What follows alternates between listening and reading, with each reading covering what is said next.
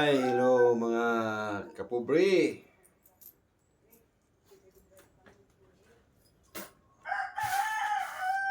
Ang buhay natin ngayon, naglilipit tayo sa kalat.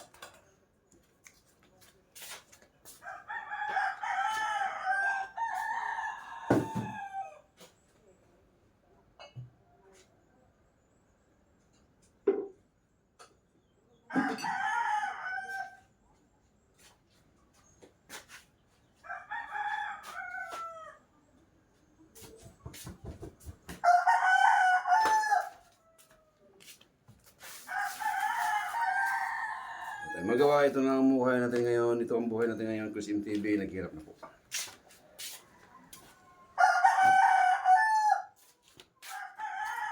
Balik tanaw sa mga nakaraang panahon. Sa lahat po ng aking natutulungan noon, sana ay maunawaan niyo muna ako ngayon sa aking kalagayan. Huwag kayong magalala.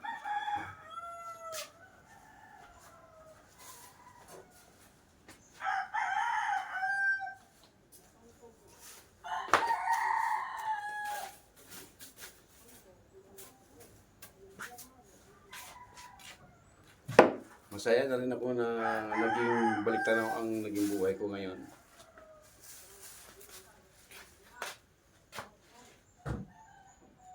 Dahil hindi ko pa nakakalimutan ang buhay kong mahirap. At narinig ko pa rin ang mga nagdaan kong mga panahon kung saan sobrang hirap ang buhay namin noon.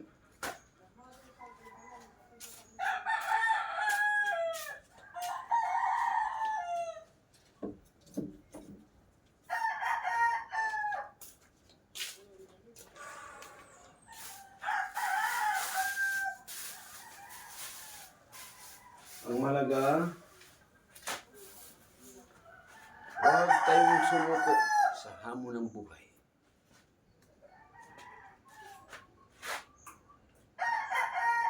Dahil ang Diyos ang may alam ng lahat ng mga mangyayari sa maging buhay natin. Meron ng sa pagsisikap mo, gumanda ang buhay mo, hindi naman kagandahan, basta gumanda lang. Pero may panahon din na magbabago din yan. Basta tuloy lang kasi yan ay part ng buhay natin. Bilang isang buhay na buhay.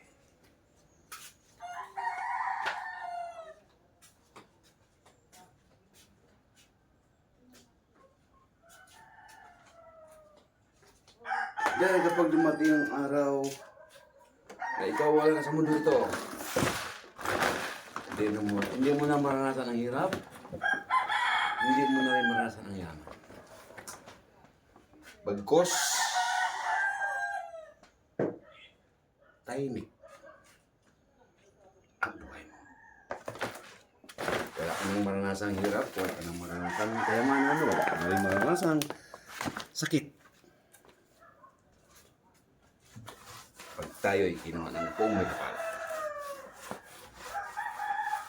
Yumaman ka man ngayon, bumabalik ka sa hirap, okay lang yun. Dahil isa po yan sa part ng buhay ng tao. Habang ikay nabubuhay, hindi mo alam kung hanggang saan at kung ano ang magiging kapalaran. Maraming yung mayaman na bumabalik sa kahirapan dahil yun ang palad. Yun ang palad sa mga taong lumalaban ng parehas.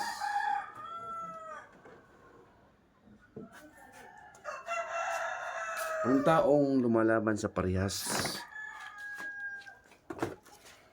naglalaro ang kanyang buhay. Naglalaro ang kanyang maging kapalaran. Pero masaya.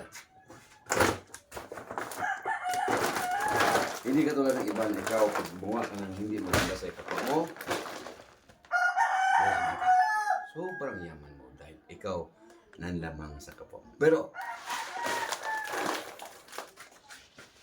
may masakit din na magiging darating sa buhay mo.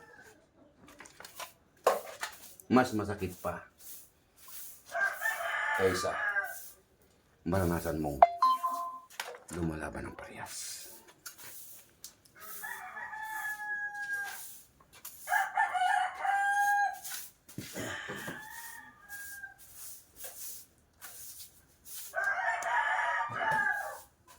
Ang taong lumalaban sa parehas,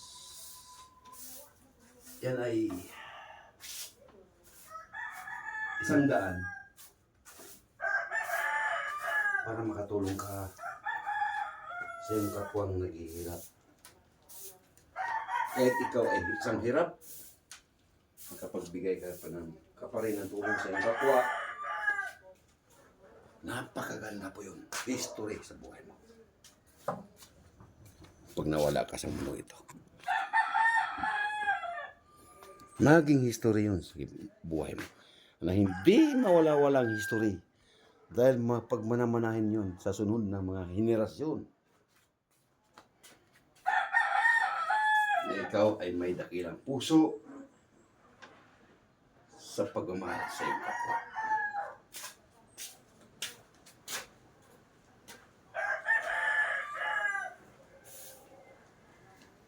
Pero kapag ikaw isang taong mapaglamang, kaya yumaman ka ng gusto, pag yan binawi ng Diyos yan, mas masahol pa ang maranasan mo kaysa naranasan ng mga taong nabubuhay ng tapat sa kanyang sarili. Sa kanyang kapwa. Sa kanyang kapwa.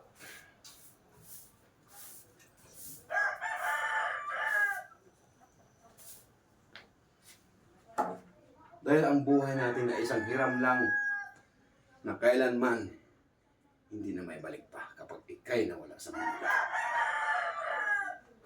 Kaya ang maganda, lumaban ng parehas, magmahal sa kapwa, tumulong kung mayroon ka, kahit maliit na bagay. Pagkat ikay nawala sa mundo, naiiwan at naiiwan sa mga susunod na mga kabataan na bagong sibol sa mundo ito.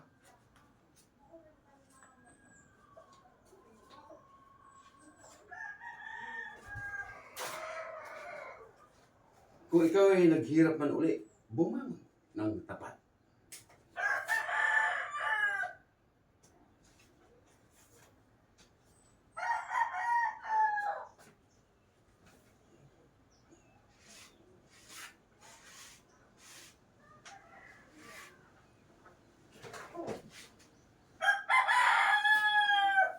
Dahil nga ang humahawak sa ating buhay at humahawak sa ating kapalaran ay ang Panginoon. Hindi natin pwede saklawin ang kanyang gustuhan. Ang kanyang gustuhan sa magiging iyong kapalaran.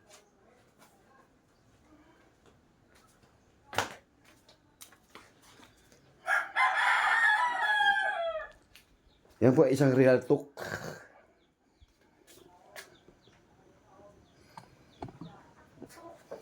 At maaaring mapagdadaanan ng lahat. O ilan na pwedeng mangyayari at pwedeng maranasan nating nilalang sa mundo.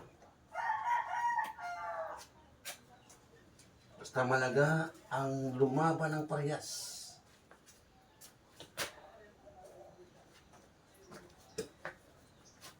Iwasan namang manlamang sa kapwa. Dahil yun ang hindi talaga matanggap-tanggap.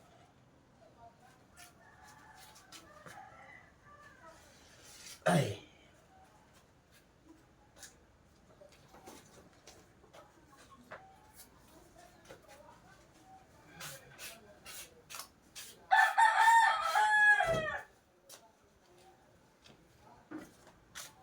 Yung tae po ng aso. Tae ng aking alagang aso. Kalat.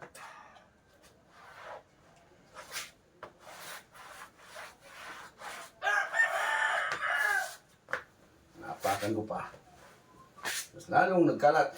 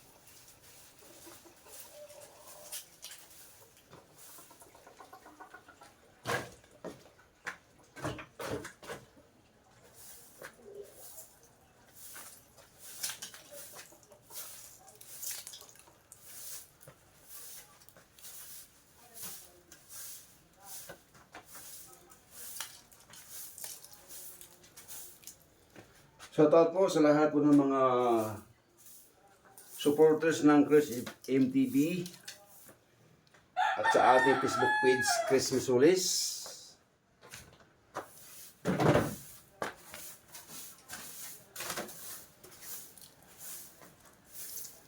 Marami pong salamat sa inyong walang sawang pagbibigay suporta sa akin at sa Chris MTV.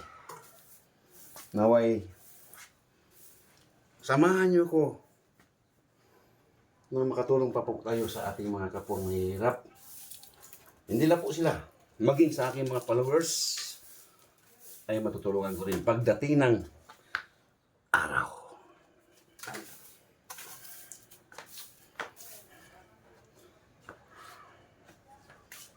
Hindi ko po hinangad ang aking sariling umangat. Kung umangat po ako, kayo po ang unahin ko bago ang aking sarili. Lahat po ng aking mga legit supporters, legit followers, subscribers, maasahan po nyo ang Chris MTV. Kahit ngayon, nagbago man ang aking buhay, medyo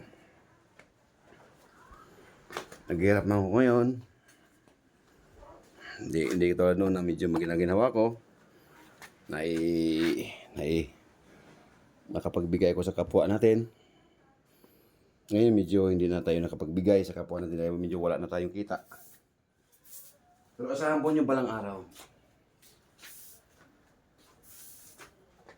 Number one pa rin kayo na aking tutulungan bago ang aking sarili, ang aking mga followers at mga taong nangailangan ng tulong. Ang aking tulungan.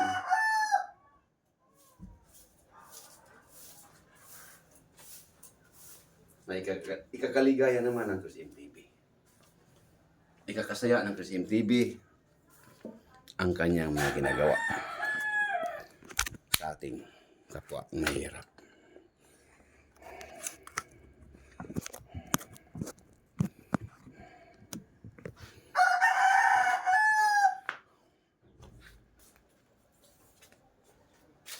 Shout out po sa lahat po ng mga legit vloggers. Naway paglingkuran niya ng tapat ang ating kapwang mahihirap. Kung ano mga maibigay ng tulungan natin kahit konting bagay. Malaki na po yan para sa ating puso at para sa totoong pagkatao natin. Taglay mo na talaga mula pa nung bata ka pa. Taglay mo na isang matulungin.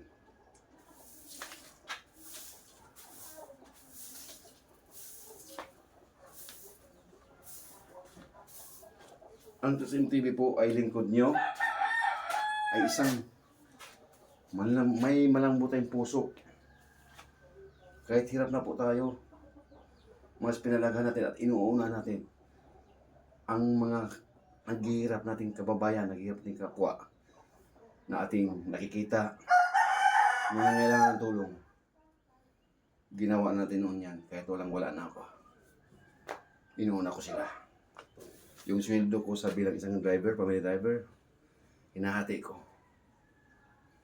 Dahil sa hindi ko mabibigla na may bigay, mabagal ang pagbibigay ko ng tulong kasi hindi ko nabibigla eh. Pagdating ng kinsinas, binibili ko yung kalahati sa sweldo ko ng kinsinas ng bigas at yung kalahati naman allowance ko araw-araw. Sa sunod, sweldo ko naman katapusan, doon ko na siya ipamahagi sa pagbibigay tulong. Kasi para bigla at marami-rami yung maiipon kong bigas. Ganun po. Katapusan, ganun din po ang ginagawa natin. Kaya natin sweldo ko katapusan, binibili ko ng bigas. Pagdating ng 15, doon ako ang mamahagi kasi yung sweldo ko ng 15, hatiin ko. Yung sweldo ng katapusan, hatiin ko para sa kapwa nating mahihirap. Yung kalahati allowance ko araw-araw.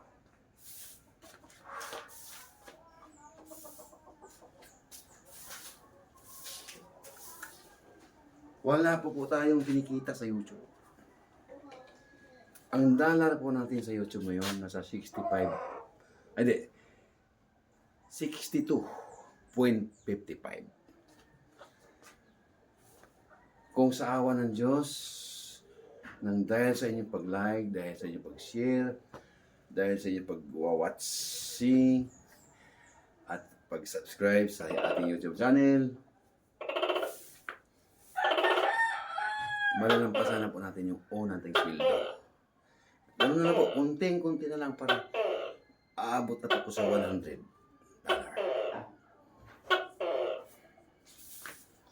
Ang $100 po, ang kapatumbas niyan sa top 50 sila sa mga 5,000. Kahit sa halagang 5,000 na yan,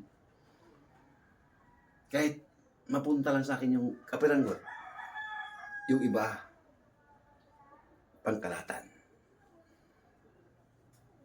Di balik kunti lang ang akin sa unang sweldo ko. Basta kayo ang unahin ko.